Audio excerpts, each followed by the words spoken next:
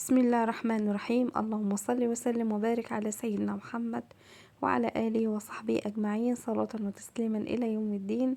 حبايبي متابعين مطبخ حنان ودنيا، ربنا يبارك فيكم يا رب ويزيدكم كده وتكونوا كده يا رب كده معايا في أحسن حال، وتزيد قناتي بيكم وربنا يكرمني بيكم ان شاء الله وتترفع قناتي. معلش اذا كنت بتكلم كتير، بس انتوا حبايبي وحباكم تدعموني، لان عمر قناتي ما هتكبر غير بيكم ان شاء الله وبدعمكم ليا. يا ريت اللي يشوف الفيديو يعجبه ان شاء الله يعمل لي كده لايك ويكتب لي كومنت، وما تنسوش تشتركوا في قناتي بتكون من ضمن اسرتي الجميله كده. زي ما انتوا شفتوا في اول الفيديو معايا الجريل. ندخل بقى على الوصفه بتاعتنا على طول. معايا الجريل كده حطيت فيها معلقه سمنه. السمنه دي واحده حبيبتي، ربنا يبارك في عمرها يا رب، حبيبتي حبيبه قلبي، عامله السمنه حلوه قوي بطريقه جميله وسهله وبسيطه، وتقدر اي حد تعملها ان شاء الله.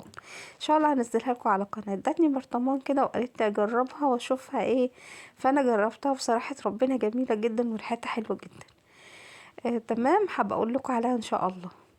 جبت كده بصلتين كبار وقطعتهم جوليان او شرايح، وبعد كده كمان راس توم كده كبيره وقطعتها برضو قطع صغيره.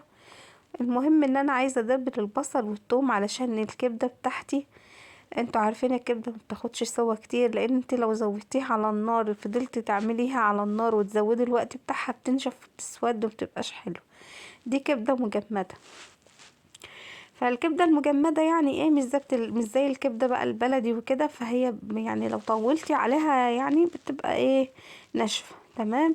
فانا شوحت البصل وشوحت الثوم، وبعد كده نزلت بقى بالكبده بتاعتي ومعاهم المعلقه السحريه اللي هتخليها فاتحه وهتخلي السوا بتاعها زي الكبده بتاعتنا البلدي. معلقه من الخل الابيض بتخليها جميله جدا وبتخلي لها طعم حلو جدا. حطيت كده معلقه كبيره من الفلفل الاسود. حابه تحطي شطه احطي. انا عندي دنيا مش بتحب الحاجه الحاميه، فانا ما حطيتش شطه بصراحه. حطيت معلقه من الفلفل الاسود وحطيت معلقه من البهارات، وهحط ملح معلقه برضو. انتي حابه تزودي الملح بتاعك حسب رغبتك، انتي بتحبيه عالي الملح او او الملح بتاعه مظبوط او عادي بشويه. تمام. معايا كده قرنين فلفل رومي ومعايا قرن فلفل حامي. انا ما قطعتش قرن الفلفل الحامي دوت علشان ما يديش حرقان للكبده، يعني يديله بس نكهه كده بس ما يبقاش حراق.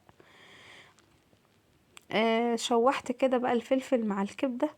ما شاء الله على الريحه، ريحه جميله. ومرضتش ان انا يعني اسوي الفلفل جدا، يعني خليت فيه قرمشه بسيطه كده واللون الاخضر بتاعه دوت. جربي الطريقه دي ان شاء الله هتعجبك وهتعتمديها. ويا ريت اللي يشوف الفيديو منسانيش كده بدعوه واللايك. بشوفكم في فيديو جديد ان شاء الله على خير، والسلام عليكم ورحمه الله وبركاته.